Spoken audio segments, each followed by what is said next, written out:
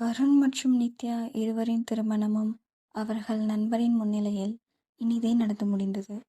அந்த திருமணத்தின் போது நிகழ்ந்த அத்தனை அழகிய நிகழ்வுகளையும் வருண் மற்றும் நித்யா நண்பர்கள் தங்கள் மொபைல் போன்களில் படம் பிடித்து கொண்டனர். இப்போது வருண் தனது மனைவியான நித்யாவை அவன் வீட்டிற்கு அழைத்து சென்று கொண்டிருந்தான். செல்லும் வழியில் நித்யாவிற்கு பதட்டம் அதிகரித்து கொண்டிருந்தது. வருண் அவனுடைய பைக்கை ஓட்டி கொண்டவாறே தனது இருசக்கர வாகனத்தின் கண்ணாடி வழியே அவன் பின்புறம் உட்கார்ந்திருக்கும் நித்யாவின் முகத்தை கவனித்தான். நித்யாவின் முகம் வாடி இருப்பதை கண்ட வருண், நித்யா, என்னாச்சு உனக்கு? என்ன உன் முகத்தில் சந்தோஷத்தையே காணோம்? என்னடியாச்சு? வருண், அது ஒன்றும் இல்லை. நம்ம இப்படி அத்தை மாமா யார்கிட்டையும் சொல்லாமல் திடீர்னு கல்யாணம் பண்ணிட்டு அவங்க முன்னாடி போய் நின்னா அவங்க எப்படி ரியாக்ட் பண்ணுவாங்கன்னு பயமாக இருக்குது. வேற ஒன்றும் இல்லை. இங்கே பாரு நித்யா, இதுக்கெல்லாம் நீ ஏன் பயப்படுற? அவங்க இந்த விஷயத்தில் சந்தோஷம்தான் படுவாங்க. என்ன, அவங்க கிட்ட ஒரு வார்த்தை கூட சொல்லலை. அதை நினச்சா எனக்கும் ஒரு மாதிரி தான் இருக்குது. பட் அது ஒன்றும் பிரச்சனை இல்லை. அம்மா அப்பா யாரும் அவ்வளோ பெருசாக ரியாக்ட் பண்ண மாட்டாங்க. புரியுதாடி? நானே பொண்டாட்டியை கண்ணாடி வழி சைட் அடிச்சுட்டு வரலான்னு பார்த்தா நீண்டி மூஞ்சி இப்படி உம்மன் வச்சிருக்க. கொஞ்சமாவது சிரிடி பொண்டாட்டி என்று வருண் கூறியதும் வெக்கத்தில் சிரித்தாள் நித்யா. வருண் அவன் வீட்டின் முன்பு தனது பைக்கை நிறுத்திவிட இருவரும் பைக்கிலிருந்து இறங்கினர். நித்யாவின் பதற்றத்தை புரிந்து கொண்ட வருண் அவள் கைகளை இறுக்கி பொறுத்து கொண்டவாறு அவன் வீட்டிற்கு அழைத்துச் சென்றான். வீட்டின் காலிங் பெல் அடித்ததும் வருணின் அப்பா கதவை திறக்க அவருக்கு பெரிய அதிர்ச்சி. வருண் மற்றும் நித்யா இருவரும் திருமண கோலத்தில் நிற்பதை பார்த்து அவருக்கு ஒன்றும் புரியவில்லை. குழப்பத்துடன் வருணை பார்த்து, டே வருண், என்னடா அது? நான் பார்க்கறது கனவா நிஜமா? என் கண்ணை என்னாலே நம்ப முடியல. திடீர்னு கல்யாணம் பண்ணிட்டு வந்து நிற்கிற.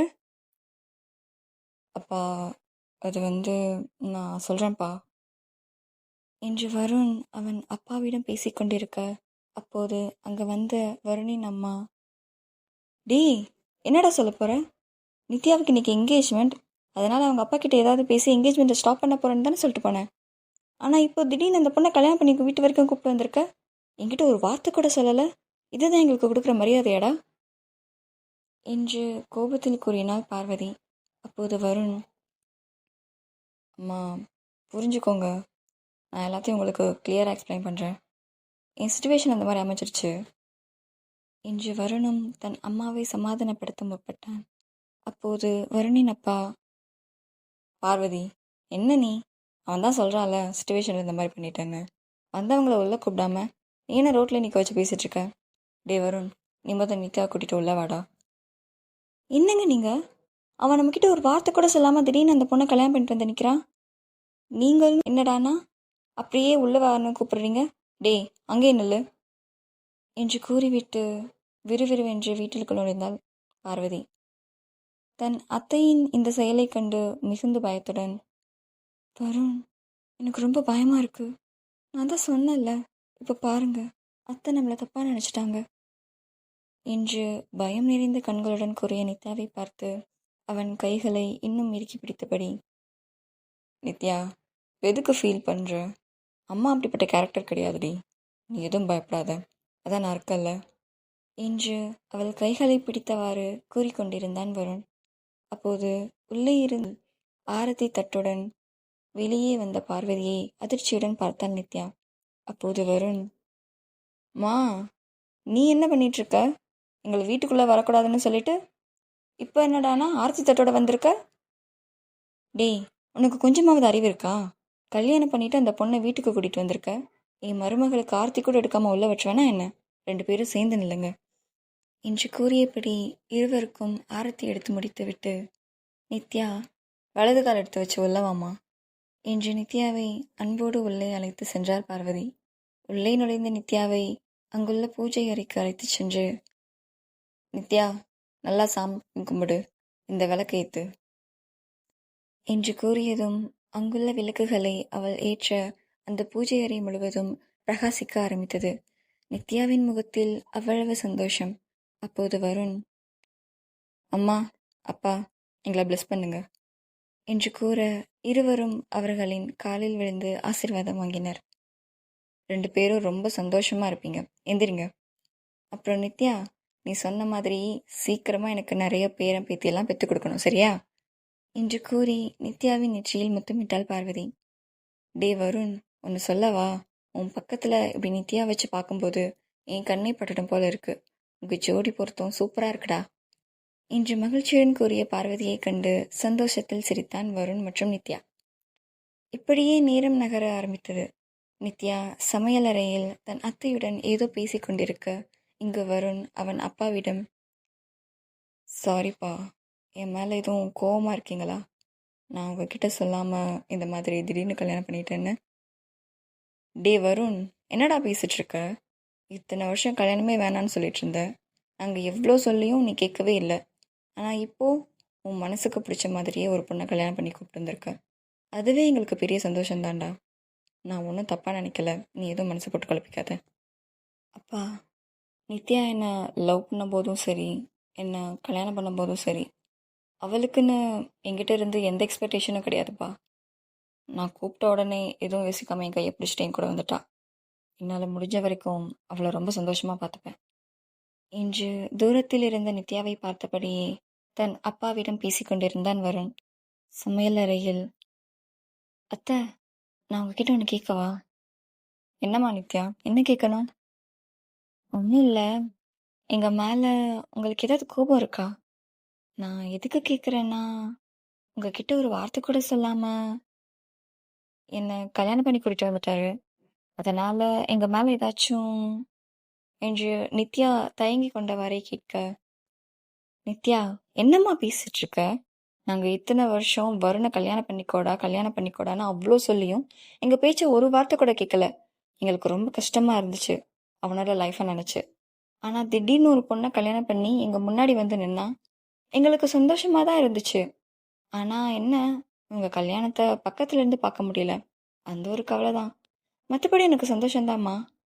அப்புறம் நித்யா, இப்படி உங்கள் அப்பா ஏதாச்சும் வருண்ணியும் கல்யாணம் பண்ணியிருக்கிறதுக்கு உங்கள் அப்பா ஏதாவது பிரச்சனை பண்ணுவாரா என்று பார்வதி கேட்டதும், அத்தை, எங்கள் அப்பா பெரிய வில்லன் கிடையாது.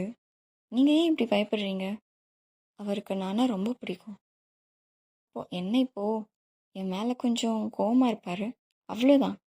இன்னும் கொஞ்ச நாளில் அவர் என்னையும் வருணையும் புரிஞ்சுப்பார். அவருக்கு என்னை பார்க்காம என் கூட பேசாமல் இருக்கவே முடியாது. நீங்கள் வேணால் பாருங்கள், சீக்கிரமே அப்பா என்னையும் வருணையும் அக்செப்ட் பண்ணிப்பார். நித்யா, கொஞ்சம் யோசிச்சு பாரு. உங்கள் அப்பா மட்டும் பிரச்சனை பண்ணாமல் இருந்திருந்தா இந்நேரம் நம்ம 2 குடும்பமும் சந்தோஷமாக கல்யாணத்தை நடத்தி வச்சுருப்போம். நீங்களும் இப்படி யாருக்கும் தெரியாமல் கோவிலில் வச்சு கல்யாணம் பண்ணிட்டு வந்திருக்கணும் மாட்டீங்க. சரி, அதை விடுமா, அதை பற்றி ஏன் பேசிட்டு. ஆமாம், உனக்கு சமைக்க தெரியுமா? அத்தை, எனக்கு சமைக்க தெரியாது, ஆனால் நல்லா சாப்பிட தெரியும் என்று இருவரும் அங்கு பேசி சிரித்து கொண்டிருக்க அப்போது வீட்டினுள் வேகமாக நுழைந்தார் சுபா. அப்பா, என்ன நடக்குதுங்க? திடீர்னு ஃபோன் பண்ணி அண்ணனுக்கு கல்யாணம் ஆகிடுச்சு, வீட்டுக்கு வான்னு சொல்லி என்னை கூப்பிட்டீங்க. என்னால் நம்பவே முடியல. நீங்கள் கூட என்கிட்ட இதை பற்றி ஒரு வார்த்தை கூட சொல்லலை. அட ஏம்மா நீ வேற, எனக்கே இந்த விஷயம் தெரியாது. உங்கள் அண்ணன் யார்கிட்டையும் சொல்லாமல் ஒரு பொண்ணை கல்யாணம் பண்ணி வீட்டுக்கு கூட்டு வந்துட்டான். என்னப்பா சொல்கிறீங்க? என்னால் நம்பவே முடியல. ஆமாம்மா, எல்லாம் லவ் மேட்ரு. அப்பா, என்ன நீங்கள் இப்படி ஷாக் மேலே ஷாக் கொடுக்குறீங்க? அண்ணன் ஒரு பொண்ணை லவ் பண்ணிட்டு இருந்தானா? என்னால் நம்பவே முடியலை. கல்யாணமே வேணான்னு இருந்தான், இத்தனை வருஷம் சுற்றிட்டு இருந்தான். இப்போது திடீர்னு ஒரு பொண்ணை கல்யாணம் பண்ணி யாருக்கும் தெரியாமல் கூப்பிட்டு வந்துட்டானா? எப்படி இருந்தா எங்கள் அண்ணனை இப்படி பார்த்துட்டான்? என் அண்ணன் இந்த அளவுக்கு மாற்றின பொண்ணு யாரு? நான் உடனே அந்த பொண்ணை பார்க்கணுமே. அந்த பொண்ணு கிச்சனில் தான் அம்மா கூட இருக்கா, போய் பாரு என்று சுபாவின் அப்பா கூறியதும் வேகமாக கிச்சனுக்கு நுழைந்தாள் சுபா. ஏய் நித்யா, நீயா இங்கே என்ன பண்ணுற என்று ஆச்சரியத்துடன் சுபா கேட்க, மேம், அது வந்து என்று தன் அழகிய விழிகளை உருட்டியப்பாரே முழித்து கொண்டிருந்தாள் நித்யா. ஏய் சுபா, இவதாண்டி உன்னோட பொண்டாட்டி என்று பார்வதி கூறியதும், என்னம்மா சொல்கிற? நித்யாவையா அண்ணன் கல்யாணம் பண்ணி கூப்பிட்டு வந்திருக்கான்? சுபா, உனக்கு நித்யாவை முன்னாடியே தெரியுமா? ஐயோ அம்மா, நித்யா என்னோட ஸ்டூடெண்ட் தான். அன்னைக்கு காலேஜில் அண்ணன் ஃபர்ஸ்ட் டைம் பார்க்கும்போதே என்கிட்ட அவனை பற்றி துருவி துருவி கேட்டுட்டு இருந்தா. அது இப்போது எங்கே வந்து நிற்குதுன்னு பார்த்தியா என்று சுபா கிண்டலாக கூற, மேம் அப்படியெல்லாம் ஒன்றும் இல்லை என்று நித்யா கூறியதும் அவள் தலையில் செல்லமாக கொட்டியபடி, என்ன மேம் வாங்குவ, ஒழுங்கா அண்ணின்னு கூப்பிடணும், புரியுதா என்று அங்கு மூவரும் சிரித்து பேசிக்கொண்டிருக்க நேரம் கழிந்தது. அன்று இரவு நேரம் நித்யாவை முதலிரவிற்காக அலங்காரம் செய்து கொண்டிருந்தாள் சுபா. அப்போது அந்த அறையினுள் கையில் ஒரு சிறிய பெட்டியுடன் நுழைந்தார் பார்வதி. உள்ளே வந்த பார்வதி நித்யாவின் அருகே அமர்ந்து தன் கையில் உள்ள பெட்டியில் இருக்கும் நகையை நித்யாவிற்கு சூட்ட ஆரம்பித்தார். அத்தை, என்ன இது? எனக்கு எதுக்கு இவ்வளோ ஜுவல்ஸ்? நித்யா, இதெல்லாம் என்னோடது தான். இந்த வயசுக்கு அப்புறம் இதெல்லாம் நானா போட போகிறேன்? இனிமேல் இந்த வீட்டில் இருக்க எல்லாமே நீ தான். இதெல்லாம் உனக்கு தான். அத்தை, இதெல்லாம் எனக்கு வேணாம். இங்கே பாரு நித்யா, இந்த நகையெல்லாம் எனக்கு வரப்போகிற மருமகளுக்கு போட்டு அழகு பார்க்கணுன்னு எனக்கு ரொம்ப நாள் ஆசை. ஆனால் இத்தனை வருஷம் இந்த நகை பீரோக்குள்ளே தான் தூங்கிட்டு இருந்துச்சு. அதான் இப்போ நீ வந்துட்டல்ல, இனி உனக்கு போட்டு தான் அழகு பார்க்கணும் என்று கூறியபடி சந்தோஷத்துடன் அந்த நகைகளை நித்யாவிற்கு அணிவித்து கொண்டிருந்தாள் பார்வதி. அப்போது சுபா கை நிறைய மல்லிகை பூக்களை நித்யாவின் தலையில் சூட, அண்ணி எதுக்கு இவ்வளோ பூ? இங்கே பாரு நித்யா, இன்னைக்கு உனக்கு ஃபர்ஸ்ட் நைட் ஞாபகம் இருக்கா? அதனால் நீ எதுவும் பேசாமல் கொஞ்ச நேரம் அமைதியாயிரு, எல்லாம் நாங்கள் பார்த்துக்குறோம் என்று கூறிவிட்டு நித்யாவிற்கு அந்த பூக்களை சூடிவிட்டாள் சுபா. பட்டுப்புடவை, நகை, தலையில் மல்லிகைப்பூ என்று பார்ப்பதற்கு தேவதை போல அவ்வளவு அழகாக தோற்றமளித்தாள் நித்யா. நித்யாவின் அழகை ரசிக்க 2 கண்கள் போதாதது போல் இருந்தது. ஹே நித்யா, நீ எவ்வளோ அழகா இருக்க! இந்த பட்டுப்புடவை, தலை நிறைய மல்லிகைப்பூ, இதில் உன்னை பார்க்கவே அவ்வளோ அழகா ஏஞ்சல் மாதிரி இருக்க. இந்த கோலத்தில் என் அண்ணன் மட்டும் உன்னை பார்த்தான், அவ்வளோதான், அங்கேயே ஃப்ளாட்டாகிடுவான் என்று சுபா கூறிக்கொண்டிருக்க பார்வதியும், போதுண்டி, என் மருமகளை ரொம்ப தான் கண்ணு வைக்காத, உன் கண்ணே பட்டுடும் போலையே. அத்தை, நீங்கள் 2 பேரும் என்ன கலாய்க்கிறீங்களா என்று குழந்தை போல முழித்து கொண்டு கேட்க நித்யாவை பார்த்து, நித்யா, நாங்கள் ஏன் உன்னை கலாய்க்க போகிறோம்? என் அண்ணன் வருண் மட்டும் இப்போ உன்னை பார்த்தான், நீ ரூமுக்கு வர வரைக்கும் வெயிட் பண்ணிட்டு இருக்க மாட்டான், அப்படியே உன்னை தூக்கிட்டு போயிடுவான் என்று அவளை கிண்டல் செய்து கொண்டிருந்தாள். நேரம் நெருங்கியதும் நித்யாவை வருணின் அறைக்கு அழைத்துச் சென்றாள் சுபா. சரி நித்யா, இன்னைக்கு உனக்கு ஃபர்ஸ்ட் நைட். லவ் பண்ணின பையனையே கல்யாணம் பண்ணிட்டு ஃபர்ஸ்ட் நைட் வரைக்கும் வந்திருக்க. எனக்கு எவ்வளோ சந்தோஷமாக இருக்கும்னு எனக்கு புரியுது. நைட் நீயும் வரணும், ஹாப்பியாக இருங்க. நான் காலையில் வந்து உன்னை பார்க்குறேன், ஓகேவா என்று அவளை கட்டி அணைத்தபடி கூறிவிட்டு அங்கிருந்து புறப்பட்டாள் சுபா. நித்யா வருணின் அறையில் வருணின்காக காத்து கொண்டிருக்க அப்போது அந்த அறையினுள் நுழைந்தாள் பார்வதி. நித்யா, இந்தாம்மா, இதில் பால் இருக்கு, நைட்டு நீயும் வருணும் குடிச்சுக்கோங்க. அப்புறம் உனக்காக வருண் கொஞ்சம் ட்ரெஸ்ஸெல்லாம் வாங்கிட்டு வந்திருக்கான், அது இந்த கபோர்ட் கீழே தான் இருக்குது. உனக்கு நைட் ட்ரெஸ் ஏதாவது சேஞ்ச் பண்ணணுன்னா நீ எடுத்து மாற்றிக்கோ.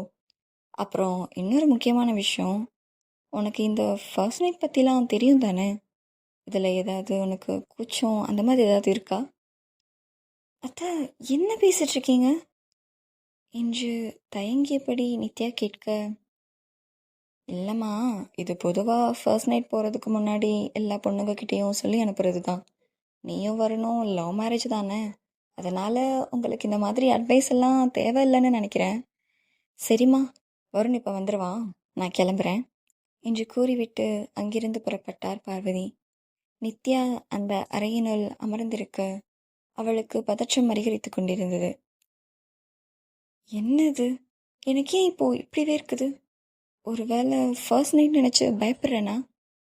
ஏ நித்யா, லூஸ் ஆடி, நீ இதுக்கு போய் ஏன் பயப்படுற? நீ இப்படி பயந்துட்டு இருந்தா வருணுக்கு எப்படி கம்ஃபர்டபுளாக இருக்கும் என்று அவளுக்கு அவளை சமாதானம் தெரிவித்து கொண்டு அங்குள்ள வாட்டர் பாட்டிலை எடுத்து சற்று நடுக்கத்துடன் தண்ணீர் குடித்து கொண்டிருந்தாள். அப்போது அந்த அறையின் கதவை திறந்து உள்ளே நுழைந்தான் வருண். வருண் உள்ளே நுழைந்ததும் சட்டென்று வாட்டர் பாட்டிலை மூடி அங்குள்ள டேபிளில் வைத்துவிட்டு பயமில்லாமல் கேஷுவலாக இருப்பது போல் சமாளிக்கத் தொடங்கினாள் நித்யா. உள்ளே நுழைந்த வருண் ஒரு நிமிடம் அவனையே அறியாமல் நித்யாவை பார்த்து கொண்டிருந்தான். அவளை பார்த்து கொண்டவாறே அந்த அறையின் கதவை தாளிட்டு அவளிடம் நெருங்கினான். வருண் அவளிடம் நெருங்குவதை கவனித்த நித்யாவிற்கு வெக்கத்துடன் பயமும் அதிகரித்தது. நித்யா, என்னடி இது? பட்டுப்புடவை, நகை, மல்லிகைப்பூன்னு ஆளே மாறிட்ட. நான் லவ் பண்ண நித்யாவா அது? என்னடி இப்படி இருக்க? இல்லைங்க, அது அத்தை தான் இதெல்லாம் போட்டு விட்டாங்க என்று நெளிந்து கொண்டவாறே கூறினாள் நித்யா. வருண் நித்யாவை மேலிருந்து கீழ் வரை இன்ச்சு இன்ச்சாக ரசித்து கொண்டிருந்தான். ஆமா, எதுக்கு இப்படி பார்க்குறீங்க? ஏண்டி, பார்க்கக்கூடாதா? எவ்வளோ அழகாக இருந்தா பார்த்துக்கிட்டே தான் இருப்பேன். ஓ, அப்போது நைட் ஃபுல்லாக பார்த்துட்டே தான் இருக்க போகிறீங்களா என்று நித்யா கிண்டலாக கேட்க அவளை பார்த்து அழகாக சிரித்தான் வருண். அது இருக்கட்டும், ஏண்டி நைட் என்ன இப்படியேவா தூங்க போகிற? வேற என்னங்க பண்ணுறது? உன்னை இப்படி பார்க்கும்போது எனக்கே மூச்சு முட்டுதுடி. எவ்வளோ ஹெவியான பட்டு சாரி, இதில் அவ்வளோ ஜுவல்ஸ் வேற. இது உனக்கு கம்ஃபர்டபுளாக இருக்குமா? வருண், கொஞ்சம் ஹெவியாக தான் இப்போ இருக்குது, என்ன பண்ணுறது? நித்யா, அந்த ஜுவல்ஸ் எல்லாத்தையும் கழட்டிடு என்று தன் கையில் உள்ள வாட்சை கழட்டி கொன்றே கூறினான் வருண். ஓ, அப்போ சாருக்கு எந்த டிஸ்டர்பன்ஸும் இல்லாமல் இருந்தால் தான் பிடிக்கும் போலையே என்று தன் மனதிற்குள் நினைத்து கொண்டவாறே அவள் அணிந்திருந்த நகைகளை கலட்ட ஆரம்பித்தாள் நித்யா. வருணும் தன் சட்டை பட்டன்களை கலட்டியபடி அங்குள்ள கபோர்டு அருகே சென்றான். நித்யா, இந்த ரேக்கை நாளைக்கு ஃப்ரீ பண்ணி கொடுத்துட்றேன். உன் ட்ரெஸ் எல்லாம் இதில் அரேஞ்ச் பண்ணிக்கோ. இது உனக்கு ஓகேவா இருக்குமா, இல்லை வேறு ஏதாவது புதுசாக செட் பண்ணிக்கலாமா என்று வருண் கேட்டுக்கொண்டிருக்க நித்யாவும், என்னது கபோர்ட் பற்றி பேசுகிற நேரமா அது? என் புருஷன் சரியான மரமண்டை என்று தன் மனதிற்குள் நினைத்தவாறே வருணை பார்த்து கொண்டிருந்தாள். ஒன்னதாண்டி. வருண், அதெல்லாம் காலையில் பார்த்துக்கலாம். நான் ஜுவல்ஸ் எல்லாத்தையும் கலட்டிட்டேன். ஓ, அது சரி, சாரியும் கழட்டிடு. வருண், என்ன பேசுகிறீங்க? பைத்தியக்காரி, நைட் ஃபுல்லாக சாரிலேயேவா தூங்க போகிற? அது கம்ஃபர்டபுளாக இருக்காதுடி. அதை கழட்டிட்டு வேறு ஏதாவது ட்ரெஸ் எடுத்து போட்டுக்கோ. உனக்காக நைட் ட்ரெஸ் எல்லாம் வாங்கிட்டு வந்திருக்கேன். போய் வாஷ்ரூமில் சேஞ்ச் பண்ணிட்டு வா என்று வருண் தன் சட்டையை கழட்டியவாறு கூறினான். நித்யாவும் அந்த நைட் ட்ரெஸ்ஸை எடுத்துக்கொண்டு வாஷ்ரூமின் உள்ளே நுழைந்தாள். ஐயோ, என்னது? வருண் எவ்வளோ ரொமான்டிக்காக இருக்காரு. என்கிட்ட வராமையே என்னை எவ்வளோ டெம்ட் ஆக்குறாரு. இப்போவே எனக்கு பயத்தில் மூச்சு முட்டுது. இன்னைக்கு நைட் என்ன நடக்க போகுதோ? எதுக்கு சாரியெல்லாம் மாற்ற சொல்கிறாரு? ஒரு வேளை நைட் ட்ரெஸ்னால் ஈஸியாக ரிமூவ் பண்ணலான்னு சொல்கிறாரா என்று தனக்குள்ளே வெக்கப்பட்டு கொண்டவாறு பேசி கொண்டிருந்தாள் நித்யா. வருண் வாங்கி வந்த அந்த நைட் ட்ரெஸ்ஸை போட்டுவிட்டு வாஷ்ரூமில் இருந்து வெளியே வந்த நித்யாவின் கண்கள் வருணை தேடின. அங்குள்ள பால்கனியில் மேல் சட்டை ஏதும் இல்லாமல் ஒரு ஷார்ட்ஸ் மட்டும் அணிந்தவாறு ஃபோன் பேசி கொண்டிருந்தான் வருண். ஃபோன் பேசி கொண்டிருந்த வருணை கவனித்தாள் நித்யா. அவன் சட்டையில்லா உடலை பார்த்து அவள் கண்கள் கிறங்க ஆரம்பித்தன. வருணின் உடற்கட்டில் மயங்கிய நித்யாவும் பாயடித்து போய் அவனையே பார்த்து கொண்டிருந்தாள். அவன் மேனியை வருட வேண்டும் என்று அவள் கைவிரல்கள் துடித்தன. தனது உணர்ச்சிகளை கட்டுப்படுத்தியவாறே படபடப்புடன் அங்கு உள்ள கட்டிலில் அமர்ந்து கொண்டிருந்தாள் நித்யா. அப்போது உள்ள வந்த வருண் நித்யாவிடம், நித்யா, என் ஃப்ரெண்ட் லைனில் இருக்கான், உன்கிட்ட பேசணுமா என்று கூறி மொபைல் ஃபோனை ஸ்பீக்கரில் போட்டான் வருண். நித்யாம்மா, நான் வருணோட ஃப்ரெண்டு சூர்யா. சொல்லுங்கண்ணா. சாரிம்மா, என்னால் உங்கள் கல்யாணத்துக்கு வர முடியலை. இந்த வருண் திடீர்னு கால் பண்ணி எனக்கு கல்யாணம்னு சொல்லிட்டான். அதான் என்னால் அங்கே வர முடியல. எனிவேஸ் ஹாப்பி மேரிட் லைஃப் தங்கச்சி. தேங்க்யூண்ணா. சாரிம்மா, மணி 11 ஆச்சு. இந்த நேரத்தில் நான் உன்னை டிஸ்டர்ப் பண்ணிட்டு இருக்கேன்ல. டே, அதான் 11 ஆச்சுன்னு தெரியுதுல்ல, ஃபோனை ஏன்டா என்று வருண் கூறியதும்,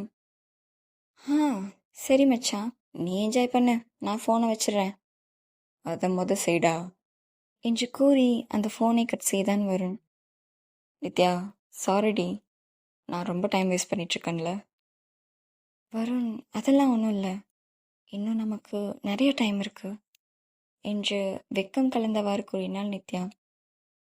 ஏய், இந்த ட்ரெஸ்ஸில் கூட அழகாக தாண்டி இருக்கு என்று வருண் கூறியதும் தலை குனிந்தவாறு புன்னகைத்தாள் நித்யா. சரிடி, நான் லைட் ஆஃப் பண்ணவா?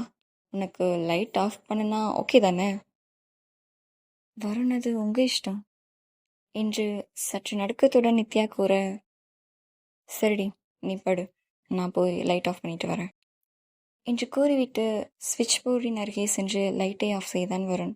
அந்த அறை முழுக்க இருள் சூழ பால்கனியின் வழியில் சில்லென்ற நிலா வெளிச்சம் மட்டுமே அந்த அறையினுள் அடித்து கொண்டிருந்தது. அந்த நிலா வெளிச்சத்தில் வருண் நித்யாவை பார்த்தபடி அவள் அருகே நடந்து வர நித்யாவிற்கோ பதட்டம் அதிகரித்தது. வெட்கம் தாழாமல் சட்டென்று படுக்கையில் விழுந்து பெட்ஷீட்டால் தனது முகம் மற்றும் உடலை மறைத்தவாறு போத்தி கொண்டாள். அந்த போர்வைக்குள் தனது விழிகளை உருட்டியபடி வேகமாக மூச்சு வாங்கி கொண்டிருக்க வருண் நித்யாவின் மிக அருகில் வந்து அவள் போர்த்து இருந்த போர்வையை மெதுவாக கீழே இறக்கினான். பயத்தில் நித்யா கண்களை மூடிக்கொண்டாள். அந்த பெட்ஷீட் நித்யாவின் கண்கள், மூக்கு, உதடு, கழுத்து, மார்பு என்று கொஞ்சம் கொஞ்சமாக கீழே இறங்க மெதுவாக தன் கண்களை திறந்தாள். அவள் முன் வருணின் முகம் மிக அருகில் இருப்பதைக் கண்டு அவள் இதயம் படபடத்தது. இருவரின் கண்களும் கதை பேசிக்கொண்டன. அப்போது வருண் நித்யாவின் கன்னத்தில் அழுத்தி ஒரு முத்தம் கொடுத்தான். அவன் முத்தத்தில் நித்யா உடல் சிலிர்த்தது. பின் அவள் கழுத்தில் ஒரு முத்தமிட்டு அவள் இடையை வருடியவாறு இறுக்கி பிடித்தபடி அவள் அருகில் படுத்துக்கொண்டான் வருண். ஏ பொண்டாட்டி, நைட் நான் உன்னை எப்படியே பிடிச்சிக்கிறேன், நீ நல்லா தூங்கு என்று வருண் கூறியதும், வருண், என்ன சொல்கிறீங்க? தூங்கவா? இன்னைக்கு நமக்கு ஃபர்ஸ்ட் நைட், அது ஞாபகம் இருக்குல்ல? இருக்குடி பட்டு. அப்புறம் என்ன தூங்க சொல்கிறீங்க? நித்யா, எனக்கு உன் ஃபீலிங்ஸ் புரியுதுடி, ஆனால் இப்போது இதெல்லாம் வேணாம். வருண், எதுக்கு வேணாம்? இங்கே பாரு நித்யா, நீ இப்போதான் காலேஜ் படிச்சுட்ருக்க. இந்த டைமில் உன் கவனம் ஃபுல்லாக படிப்பில் தான் இருக்கணும், என் மேலே இருக்கக்கூடாது. நீ படித்து முடி, அப்புறம் பார்த்துக்கலாம். வருண், அதுக்காக நம்ம ஹாப்பினஸை தள்ளி போடணுமா என்று நித்யா கேட்க அவளை இடையோடு அணைத்து தன் அருகே இழுத்தபடி, ஏண்டி, எனக்கு மட்டும் ஆசை இருக்காதா என்ன? நீ ஃபர்ஸ்ட் காலேஜை முடி, அதுக்கப்புறம் இதெல்லாம் பார்த்துக்கலாம் என்ன என்று கூறிவிட்டு புரண்டு படுத்து கொண்டான் வருண். நித்யாவிற்கோ இங்கு பயங்கரமான ஏமாற்றம். தூக்கம் வராமல் அங்கும் இங்கும் புரண்டு படுத்து கொண்டிருந்தாள் நித்யா. அப்போது வருணின் அருகே சென்று, வருண், வருண், என்னடி? எனக்கு தூக்கமே வரல.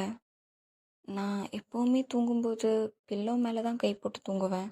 நான் வேணும்னா உங்கள் மேலே கை மட்டும் போட்டுக்கவா என்று நித்யா கேட்டதும் சட்டென்று அவளை இழுத்து அவன் மார்போடு இறுக்கி அணைத்து கொண்டான் வருண். இப்போ ஓகேவாடி?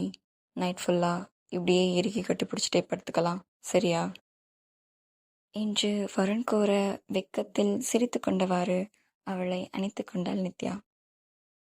இப்படியே அந்த இரவும் கழிந்தது. காலை வேளை நித்யா மெதுவாக தூக்கத்தில் இருந்து எழுந்து சோம்பல் விட்டவாறு அவள் கண்களை திறந்தாள். அப்போது அவள் முன் வருண் தன் இரு கைகளிலும் காஃபி கப்பை ஏந்தியவாறு அவள் அருகே நடந்து வந்தான். வருண், என்ன நீங்க என்னை எழுப்பியிருக்கலாம்ல, நீங்கள் போய் காஃபிலாம் எடுத்துகிட்டு வரீங்க என்று சிரித்தபடி நித்யா கூறியதும், உன்னை எழுப்பலான்னு தாண்டி பார்த்தேன். நீ அழகா குழந்த மாதிரி தூங்கிட்டு இருந்த, அதான் எழுப்பவே மனசில்ல. இந்தா காஃபி குடி என்று தன் கையில் இருந்த ஒரு கப்பை நித்யாவிடம் நீட்டினான். கல்யாணம் முடிஞ்ச ஃபர்ஸ்ட் டேவே புருஷன் கையால் பெட் காஃபி குடிக்கிற, என்ஜாய் என்று வருண் கூறியதும், வருண் பெட் காஃபி மட்டும்தானா, பெட் கிஸ்லாம் இல்லையா என்று வருணை ரொமான்டிக்காக பார்த்தபடி நித்யா கேட்க, வருண் நித்யாவின் அருகே வந்து அவள் இதழில் அழுத்தி ஒரு முத்தம் கொடுத்தான். இருவரும் முத்தத்தில் மூழ்கியிருக்க, அப்போது வருணின் ஃபோன் ரிங்காக நித்யாவின் இதழை விடுவித்தான் வருண். பொண்டாட்டி, நீ சீக்கிரம் குளிச்சுட்டு ஃப்ரெஷ் ஆகு, நான் கால் பேசிட்டு வந்துடுறேன் என்று கூறிவிட்டு தனது ஃபோனை எடுத்து வெளியே சென்றான் வருண். மொட்டை மாடியில் வெகுநேரம் ஃபோன் பேசிவிட்டு மீண்டும் கீழே இறங்கி ஃபோன் பேசியபடி அவன் அறையினுள் நுழைந்தான் வருண். அப்போது நித்யா குளித்துவிட்டு தனது தலையை டவல் வைத்து துடைத்து கொண்டிருந்தாள். ஒரு அழகிய சிவப்பு நிற காட்டன் புடவையில் பார்ப்பதற்கே செக்ஸியாக இருந்த நித்யாவை கண்ணிமைக்காமல் பார்த்து கொண்டிருந்தான் வருண். நித்யாவை பார்த்து அவன் கண்ட்ரோலை இழந்த வருண் ஃபோனை கட் செய்துவிட்டு நித்யாவின் அருகே சென்றான். பின்பக்கம் திரும்பியவாறு நித்யா தன் தலையை துடைத்து கொண்டிருக்க, நித்யாவின் பின்புறம் மிக அருகில் நின்றவாறு அவளை ரசித்து கொண்டிருந்தான் வருண். பின்புறம் அவளின் ஈரமான கழுத்து மற்றும் பளிச்சென்று வெளியே திரிந்த அவள் இடுப்பை எச்சில் விழுங்கியபடி பார்த்து கொண்டு நின்றிருந்தான் வருண். அதை பார்த்ததும் அவன் உணர்ச்சிகளை கட்டுப்படுத்த முடியாமல் அவன் கைகளால் நித்யாவின் ஈரமான இடையை தடவினான். அவன் கைப்பட்டதும் பயந்து போய் சட்டென்று திரும்பினாள் நித்யா. வருண், நீங்களா? நான் பயந்தே போயிட்டேன் என்று நித்யா கூறியதும் தன் கைகளால் அவன் இடையை வளைத்து அவன் மார்போடு தன் மார்பு அழுத்தும்படி நெருக்கமாக அணைத்தான். ஏ பொண்டாட்டி, நம்ம ரூமில் என்ன தவிர வேற யாரடி உள்ளே வந்து உன் இடுப்பில் கை வைக்க போறா? அட ஆமால. சரி, நீங்கள் என்ன பண்ணிகிட்ருக்கீங்க? தள்ளி போங்க வருண். முடியாதுடி என்று கூறிவிட்டு அவள் ஈரமான கழுத்தில் முத்தமிட்டான் வருண். அவன் முத்தத்தால் கூச்சத்தில் நெளிந்தபடி, வருண் என்ன பண்ணுறீங்க? வேணாம், தள்ளி போங்க. எதுக்குடி தள்ளி போகணும் என்று கூறியபடி மீண்டும் அவள் கழுத்தில் முத்தமிடத் தொடங்கினான். வருண், உங்களை என்னால் புரிஞ்சிக்கவே முடியலை. நைட் இதெல்லாம் வேணான்னு சொன்னீங்க, இப்போ இந்த மாதிரி பண்ணுறீங்க. ஆமாண்டி, நைட்டு அது மட்டும்தான் வேணான்னு சொன்னேன். அதுக்குன்னு ரொமான்ஸ் கூட பண்ணக்கூடாதா? ராட்சசி, உனக்கு கொஞ்சமாவது மனசாட்சி இருக்கா என்று அவள் ஈரமான இடையை அழுத்தி பிடித்தவாறு அவள் கழுத்தில் இருந்து சட்டென்று கீழே இறங்கி அவள் மார்பு பகுதியில் முத்தமிட ஆரம்பித்தான் வருண். நித்யா கண்களை சொருகியபடி மூச்சு வாங்கி கொண்டிருக்க, அந்த முத்தத்தில் இன்னும் கீழே எடுத்துச் சென்றான் வருண். அவள் முன் முட்டியிட்டவாறு நித்யாவின் இடையை மறைத்திருக்கும் சேலையை விலக்கி அவளின் பளிங்கு போன்ற வயிற்றை முத்தமிட்டான். உணர்ச்சிகள் தாங்க முடியாத நித்யா அவள் கைவிரல்களால் வருணின் பின்பக்க தலைமுடியை இறுக்கி பிடித்தவாறு கூச்சத்தில் சினுங்க ஆரம்பித்தாள். மீண்டும் அந்த முத்தத்தோடு மேலே வந்தான் வருண். இப்போதுக்குடி சினுங்கிற? வருண், அது நீங்கள் கிஸ் பண்ணும்போது எனக்கு ஒரு மாதிரி பண்ணுது. ஒரு மாதிரி பண்ணுதா? என் பொண்டாட்டிக்கு என்னடி பண்ணுது என்று அவள் கழுத்தின் முத்தங்களை பதித்தபடி கேட்க, அவளை கட்டுப்படுத்த இயலாமல் அவன் ஆண்மையில் சுக்கி போனாள் நித்யா. அப்போது வருண் சட்டென்று நித்யாவின் இடையை அழுத்தி கிள்ள, ஹா வருண், என்ன இப்படி கிள்றீங்க? வலிக்குது. பின்ன என்னடி, காலேஜுக்கு டைம் ஆச்சு, அதை மறந்துட்டு என் கூட ரொமான்ஸ் பண்ணிகிட்ருக்க? வருண், நான் என்ன பண்ணேன்? நீங்கள் தானே ஆரம்பிச்சிங்க. ஆமாண்டி, நான் தான் ஆரம்பித்தேன். ஆனால் நீ என்ன சொல்லியிருக்கணும், இந்த ரொமான்ஸ்லாம் எல்லாம் வேணாங்க, காலேஜுக்கு டைம் ஆகுது, நான் போய் கிளம்புறேன்னு சொல்லியிருக்கணும் என்று மீண்டும் அவள் இடையே கிள்ள, வருண் ப்ளீஸ், வேணாம் வலிக்குது. போடி, போய் காலேஜுக்கு கிளம்பு. என்னங்க, நேற்று தான் கல்யாணம் ஆச்சு, அதுக்குள்ள காலேஜுக்கா என்று நித்யா கூறியதும் மீண்டும் அவள் இடையே கிள்ள ஆரம்பித்தான் வருண். எனக்கு வேணாம், ரொம்ப வலிக்குது, நான் காலேஜுக்கு கிளம்புறேன். வலிக்குதுல்ல, ஒழுங்கா கிளம்பு என்று கூறிவிட்டு அவள் இடையே தன் விரல்களால் வருடியபடி அங்கிருந்து புறப்பட்டான் வருண். என்ன வரு, இவ்வளோ நேரம் நல்லா ரொமான்ஸ் பண்ணிட்டு இப்படி பிடிச்சி கிள்ளிட்டாரு. ஆ, வலிக்குதே என்று தன் இடுப்பை தேய்த்தபடி வருணை பார்த்து கொண்டிருந்தாள் நித்யா.